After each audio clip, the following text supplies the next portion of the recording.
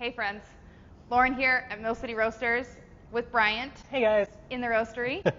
If you have watched any of our videos over the past year or so, you've probably seen a lot of Bryant and a little bit of me, but you probably haven't seen us together. Nope. Now, if you've come to class, you've definitely seen us together because we teach our Roasting 101 classes as a team.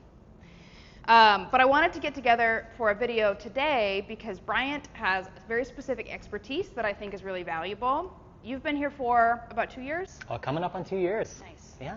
And one of the things that Bryant does in addition to roasting and teaching is he does all of our guided seasoning roast-alongs with new customers. Yeah. What does that look like?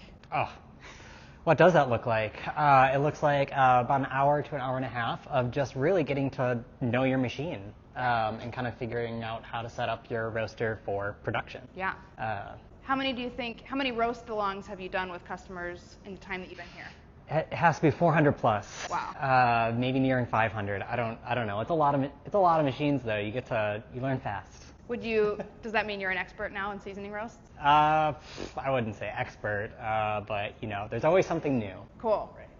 Well, we wanted to talk, since Bryant has had so much experience with seasoning roasts, about what goes right during seasoning roasts, or what do you see that kind of commonly goes wrong? And when we say goes wrong, we mean we have to stop the seasoning roast, right, or we're not able to finish it, or we've got to reschedule it and try again. Never something I like to do. No. But let's circle back first on the purpose of the seasoning roast. So you said prepare the machine for production. What do you mean by that? Pretty much just making sure that our roaster is clean and ready to roast coffee that we're going to consume. Yeah. Everything's just clean and ready to roast. Yeah, I've heard, Steve talks a lot about kind of like burning off the sort of finishing chemicals like left over from the manufacturing process. Right. A new drum has stuff on it that we don't necessarily want to be in contact with our coffee. No. So we roast batches of coffee super dark. Super dark. And then toss it. So we're ready for production roasts. Yeah. What's something else that we can achieve during seasoning roasts in terms of like familiarity? Yeah, we really get to know our settings, Yeah. our limits to the machine. This way you're not, roasting valuable coffee just to learn how to roast that coffee. Yeah. We're using old coffee, Yeah. and we're using that information that it's giving us to figure out where our landmarks, temperatures, and just how we drive the machine. For sure. Yeah. And these are really extreme roasts. Like they're pretty long and they're Yeah. pretty hot. Yeah. So would you say that there's other roasts that a roaster will do that will be similar to the seasoning roast, or is it kind of like the most extreme? No, I think similar, your dark roast drinkers out there, Yeah. or dark roast roasters, that's going to be the most similar to a seasoning. The only difference is that we're leaving that coffee in the drum for an extra 5 minutes. So we're going beyond that kind of like drop point for our dark roasted coffees and just letting it tumble and scrub. Yeah. So scrubbing out the inside of the drum, getting it ready for production roasts, and then familiarizing ourselves with our settings. Yes. And then I think also when you get, into a place where you're ready to look at other roast profiles and think about how you would roast that profile on your system, having that familiarity from the seasoning roast allows you to say, oh, that's what it would look like on my system, right? Very Yeah. much so. So I want to start with the bad news first and talk about why seasoning roasts maybe aren't successful or sometimes have to be stopped. Yeah. And I asked you before we recorded what some of the common issues that we see are, and you came up with 2 right away that have to do with what can actually be caught on the call before the seasoning roast. It's our gas pressure, Yeah. and our regulator, proper Yeah. regulator for your system. Cool.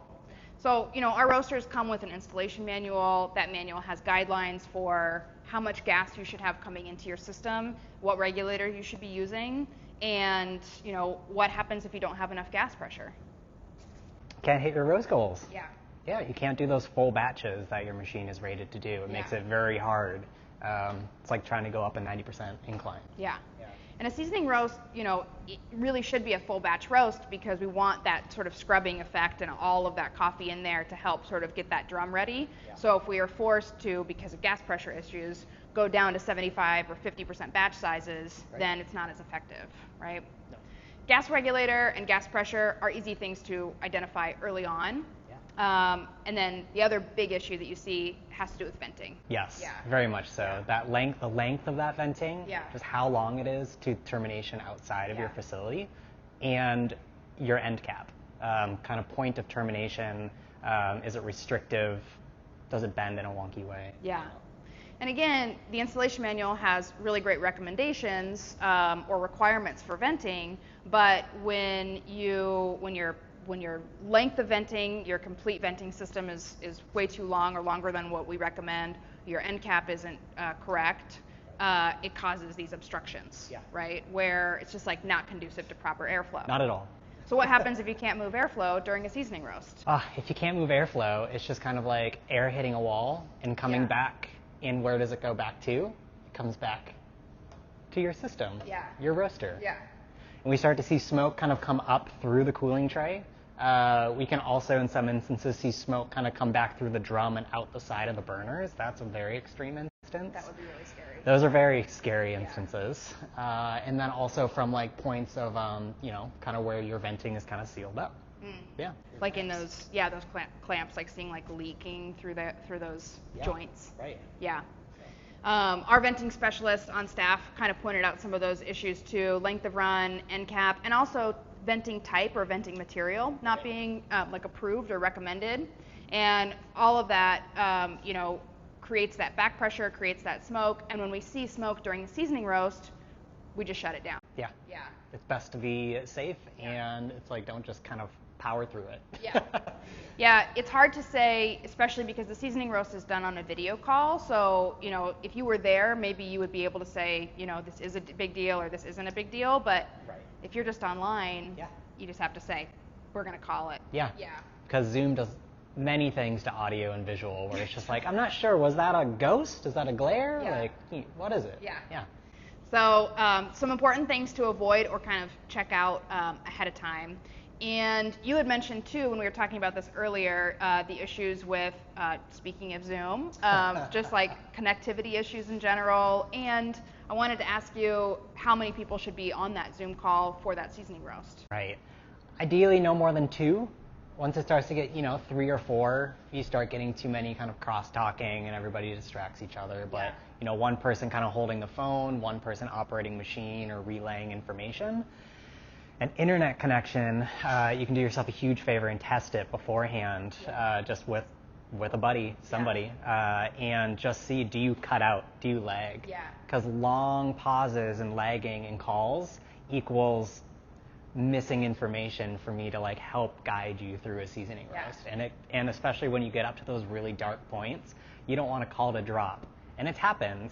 And when in doubt, dump it out. Dump it out. That's what I tell them. I was like, if we get disconnected, dump it out. I know from my personal experience, when I'm roasting coffee and it's getting very dark, I start to get really nervous because every second, is really meaningful. Yeah. And so I can't imagine if you were kind of having, 10 or 20 second periods of total silence. You're like, I hope things are good. Yep, fingers are swelling up and you're just like, all right, and you're back. Okay, do this quick. Yeah. Turn burners off. Yep, turn the burners off. Cool. So those are some easy things that we can check out and take care of beforehand. Let's shift over to the good news. The good news. What are things that happen for seasoning roast that go really, really well? Things that go really well. We're preheated. We yeah. hop on the call, and I'm hearing that beeping from like we're at our high temp limit. Yeah. All right, there it is, +1. Batches are already weighed out. Cool. You kind of have a couple batches going that we can just kind of jump in. You have adequate gas pressure, and you kind of have all your settings from your tech call with all the tech boys, but what your airflow is and what your gas pressure is so that we can talk about like, where are you set up at? Where are you currently? Let's use this information and then make a path forward. Yeah. Being nice and well preheated, having given yourself that 20 or 30 minutes before you even get on the Zoom call. Definitely. To be in that preheat cycle is really important, and having enough coffee for your seasoning roasts. Yes, there have been times where it's like, I have 1 batch, do I need more? Yeah. The answer is always yes. Hopefully 5 batches. But that's great. I think that tech support walkthrough can really set you up for success. Yeah. And if you've ticked all the boxes on that first call, then the seasoning roast goes really smoothly. Yeah, I always say there's like 90% success rate. Cool. Yeah. Nice. Well, I want to end with just a couple quick questions. Do you think that it's required, or do you think it's necessary to have previous roasting experience to have a really great seasoning roast or a really great first roast on a commercial roaster? That's a great question. I don't think so. Cool. If you're a problem solver and you like tinkering and you like solving what's in front of you and really taking in and absorbing information or taking all the data in, it's like, this is great. Yeah. Because that is everything that you need to succeed. You need a good set of notes, good head on your shoulders, and create your own path. If you can follow directions and if you're good at asking questions and if you've watched some of our videos, you probably have a pretty easy time. Yeah, for sure. And then I get this question a lot on the phone when people are ordering or in the process of buying roasters. Sometimes they're going to be in a temporary location for the first month. They're waiting on a lease or they're getting ready to move into a warehouse. And a lot of times people have a plan, which is that they're going to get set up somewhere temporarily and do that seasoning roast and then move into a permanent location. Yes. How do you think that works?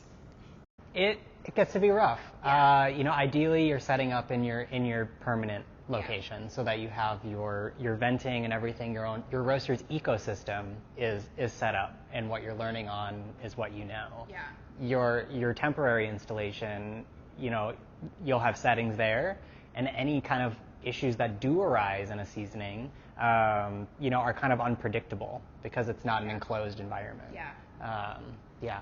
When we talk about, familiarizing yourself with your settings and calibrating to, your roaster's like numbers, those numbers all change when you go to a new space. Yes, it's like relearning all over again. Exactly. And so if you get the opportunity to do a roast along with an instructor, it's so much more valuable to do it where you're going to be roasting full time. Yeah.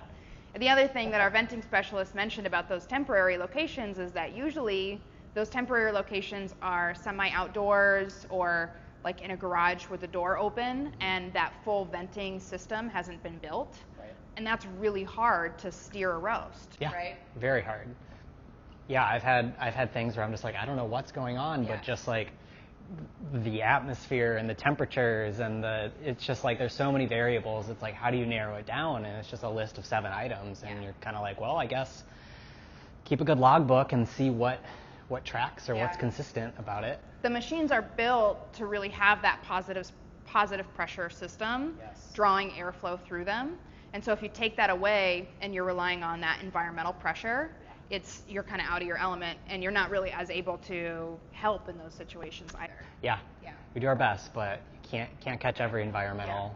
You can't control nature. That is true. Well, I hope all of this is helpful as you're getting ready to season a machine or thinking about installing your first roaster. If you want to see more of Bryant and I together, you can join us for Roasting 101 virtually or in person, or let us know what you want to learn more from us, and we'll do a future video. Till then, see you soon. Thanks for watching. Happy roasting.